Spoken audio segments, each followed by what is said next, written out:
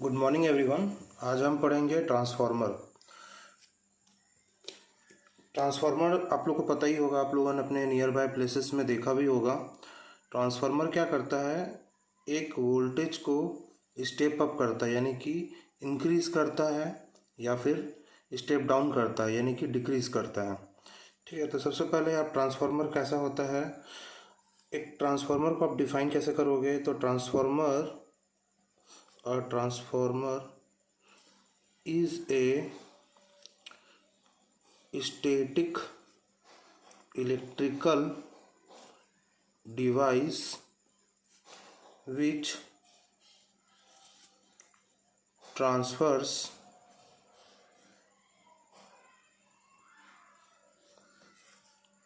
electric power from one electric circuit to other electric circuit without change in frequency and power.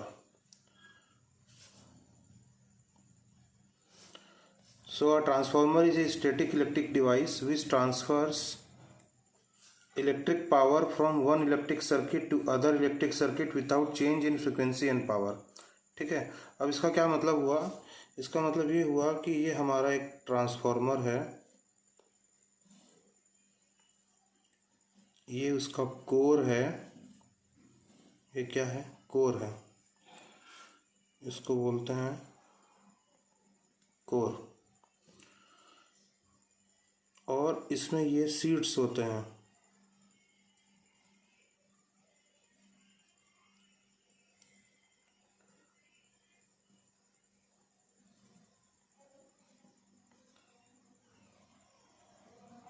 ये पतले पतले seeds होते हैं। Just like आप books के ऊपर से देखोगे तो आपको पेजेस ऐसे लाइन से दिखेंगे, कुछ इस तरीके से ये पेजेस दिख रहे हैं। तो ये क्या, आपके पतले पतले सीड्स हैं। अब इसके ऊपर में हम एक वाइंडिंग करते हैं, ये ऐसा, ये ऐसा, ये ऐसा, ये ऐसा, वैसे ही हम इस साइड भी वाइंडिंग करते हैं।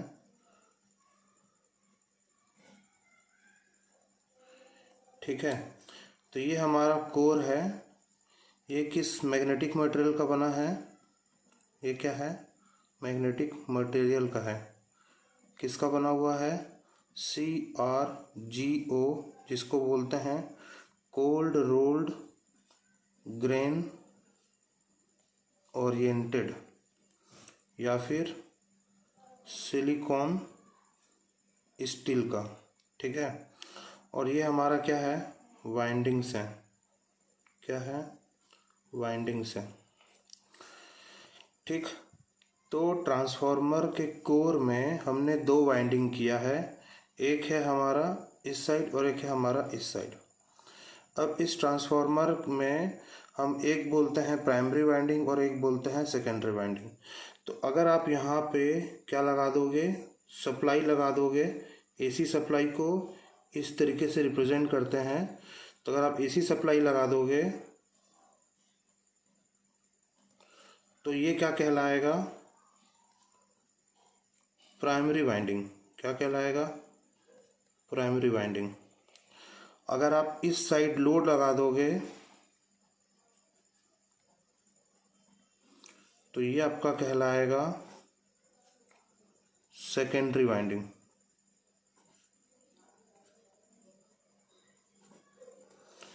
लेकिन अगर आप इस AC सप्लाई को यहाँ लगा दोगे और इस लोड को यहाँ लगा दोगे, मतलब इंटरचेंज कर दोगे, तो यहाँ पे AC सप्लाई आ जाने के कारण आप इसको बोलोगे कि ये आपका प्राइमरी वाइंडिंग है, और लोड यहाँ आने के कारण ये आपका सेकेंडरी वाइंडिंग है। मतलब प्राइमरी वाइंडिंग और सेकेंडरी वाइंडिंग किसको बोलेंगे, जिस साइड आप AC सप्लाई लगा रहे हो वो आपका प्राइमरी वाइंडिंग हो जाएगा, जिस साइड आप लोड लगा रहे हो वो आपका सेकेंडरी साइड हो जाएगा। अगर आपने सप्लाई और लोड को इंटरचेंज किया तो आपका प्राइमरी वाइंडिंग और सेकेंडरी वाइंडिंग भी इंटरचेंज हो जाएगा। तो अगर इस फिगर में मैं यहाँ पे एसी सप्लाई लगा दूँ तो ये जो सेकेंडरी वाइंडिंग पहले था वो बन जाएगा प्राइमरी वाइंडिंग, और यहाँ लोड लगा दूँ तो ये बन जाएगा सेकेंडरी वाइंडिंग। तो ट्रांसफार्मर का जिस साइड से आप इनपुट ले रहे हो उसको अगले केस में आप वहाँ से आउटपुट भी ले सकते हो। तो आपका इनपुट और आउटपुट चेंज हो सकता है। आपने यहाँ से इनपुट लिया, आप यहाँ से भी इनपुट ले सकते हो और यहाँ से भी आउटपुट ले सकते हो, ठीक है। इसलिए प्राइमरी वाइंडिंग और सेकेंडरी वाइंडिंग आपका फिक्स नहीं है। तो हमको इन वाइंडिंग्स को दूसरे नाम से बोलना चाहिए, जो कि है low voltage winding, low voltage winding, और एक हाई वोल्टेज वाइंडिंग, ठीक है। इन नाम से हमको बोलना चाहिए। तो लो वोल्टेज वाइंडिंग और हाई वोल्टेज वाइंडिंग मतलब यहाँ पे हमारे ये क्या हैं, टर्न्स हैं। क्या हैं ये? टर्न्स हैं। तो इनको हमने नाम दिया एन, टर्न्स के लिए एन। अभी फ़िलहाल के लिए मैं इसको, प्राइमरी साइड है इसलिए इसको मैंने N1 से रिप्रेजेंट किया। ये आपका सेकेंडरी साइड है इसलिए मैंने इसको N2 से रिप्रेजेंट किया। अब आप एक चीज़ देखिए कि जब भी हमारा ये जो टर्न्स हैं, N1 टर्न्स हमारा क्या है, ज़्यादा है N2 से, तो हमारा जो ये वाला वाइंडिंग का जो वोल्टेज होगा वो क्या होगा, E1 वोल्टेज क्या होगा, ज़्यादा होगा E2 से। ये कैसे समझ आएगा, ये अभी जब आगे बताऊंगा तो आपको समझ आ जाएगा, ठीक है। तो अगर मान लो नंबर ऑफ टर्न्स इस साइड के ज़्यादा हैं तो इस साइड का इंड्यूस्ड वोल्टेज भी क्या है, ज़्यादा है, और N2 साइड का टर्न्स क्या है, N1 के कंपेरिजन में कम है, तो यहाँ पर का वोल्टेज जो होगा वो भी कम होगा। दैट मीन्स आप इसको क्या बोलोगे, इस वाले साइड को आप क्या बोलोगे, लो वोल्टेज वाइंडिंग। क्या बोलोगे, N1 साइड को आप क्या बोलोगे, low voltage winding, sorry high voltage winding. Number of turns ज़्यादा है, हाई वोल्टेज वाइंडिंग। और N2 साइड को आप क्या बोलोगे, लो वोल्टेज वाइंडिंग, ठीक है। अब अगर आपने इस एसी सप्लाई को इधर लगा दिया और लोड को इधर लगा दिया, तब भी उस केस में भी आप इसको क्या बोलोगे, लो वोल्टेज वाइंडिंग ही बोलोगे, सॉरी हाई वोल्टेज वाइंडिंग ही बोलोगे, और इसको लो वोल्टेज वाइंडिंग ही बोलोगे। क्यों? क्योंकि यहाँ के जो नंबर ऑफ टर्न्स ज़्यादा हैं तो यहाँ पर वोल्टेज जो इंड्यूस्ड होगा वो भी ज़्यादा होगा, इसलिए ये आपका हमेशा हाई वोल्टेज वाइंडिंग पर रहेगा और ये आपका हमेशा लो वोल्टेज वाइंडिंग रहेगा अगर इसके टर्न्स ज़्यादा हैं तो, ठीक है। आप चाहे एसी सप्लाई इधर रखो चाहे इधर रखो, उससे दिक्कत नहीं है। तो इसलिए हम लोग को ट्रांसफार्मर में प्राइमरी और सेकेंडरी वाइंडिंग ना बोल करके हमको क्या बोलना चाहिए कि लो वोल्टेज वाइंडिंग और हाई वोल्टेज वाइंडिंग।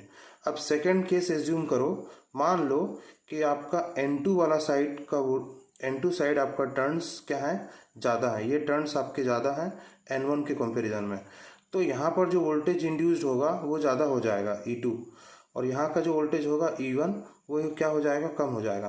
तो इस साइड का वोल्टेज ज़्यादा है तो आपका ये वाला साइड क्या हो जाएगा, हाई वोल्टेज वाइंडिंग, और इसका कम है तो ये क्या हो जाएगा, low voltage winding.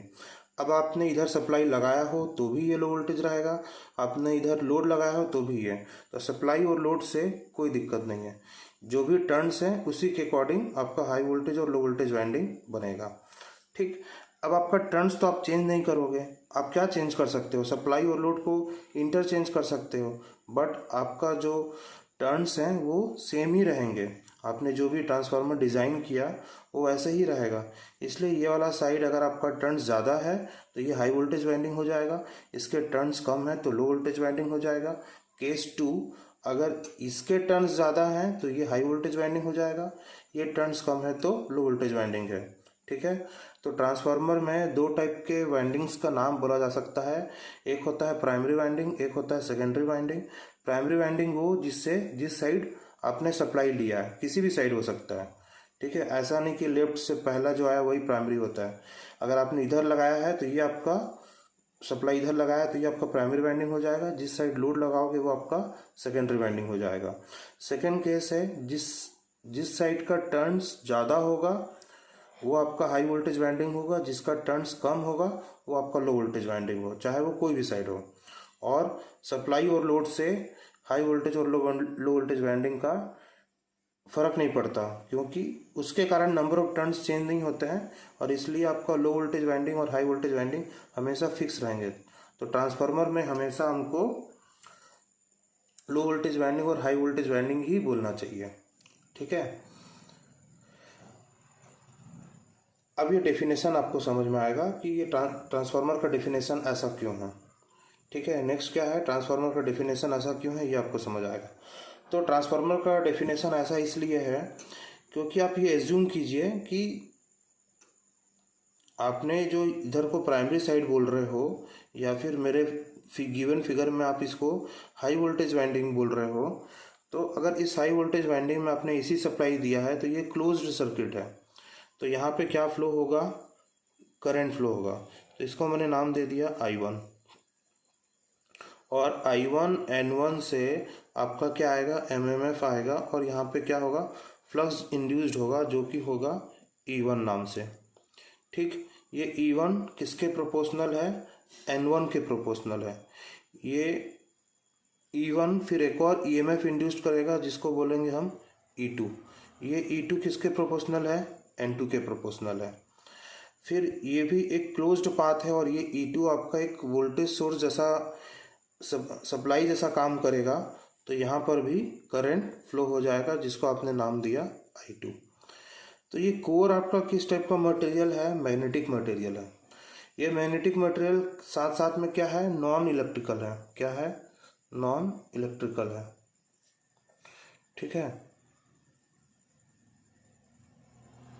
Non electrical nature है, मतलब ये जो करंट फ्लो हो रहा है वो यहाँ से ऐसे नहीं जा रहा है। ठीक है, तो यहाँ पे जो भी आपका वोल्टेज आया E1 वो डायरेक्टली क्या हो जा रहा है, इंड्यूस्ड होकर के इस वाइंडिंग पे आ जा रहा है। ठीक है, तो ये क्या है, एयर से या मैग्नेटिक के कारण क्या हो रहा है, यहाँ पे EMF इंड्यूस्ड हो रहा है।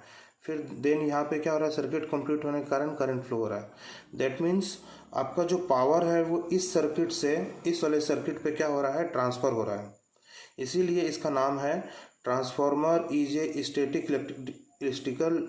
स्टैटिक इलेक्ट्रिकल डिवाइस, क्योंकि एक भी क्या बोलते हैं मूवेबल पार्ट नहीं है, इसलिए static electric device which transfers electric power, यहाँ से electric transfer power from this circuit to this circuit without change in frequency and power. और ये सब जो पूरा प्रोसेस है इसमें फ्रिक्वेंसी चेंज नहीं होता है और पावर चेंज नहीं होता है। इसलिए ट्रांसफार्मर को आप डिफाइन कीजिए, transformer is a static electric device which transfers electric power from one electric circuit to other electric circuit without change in frequency and power। इसके साथ आपने क्या पढ़ा कि ट्रांसफार्मर में वाइंडिंग्स होते हैं, एक होता है प्राइमरी वाइंडिंग और एक होता है सेकेंडरी वाइंडिंग। तो उनको उन नाम से ना बोला जा करके हमको क्या बोलना चाहिए, लो वोल्टेज वाइंडिंग और एक हाई वोल्टेज वाइंडिंग। ठीक है, नेक्स्ट वाले में हम देखेंगे कि ट्रांसफार्मर का ऑपरेटिंग प्रिंसिपल क्या है, ये हमको नेक्स्ट वीडियो में समझ में आएगा। ठीक है, नेक्स्ट वीडियो देखते हैं।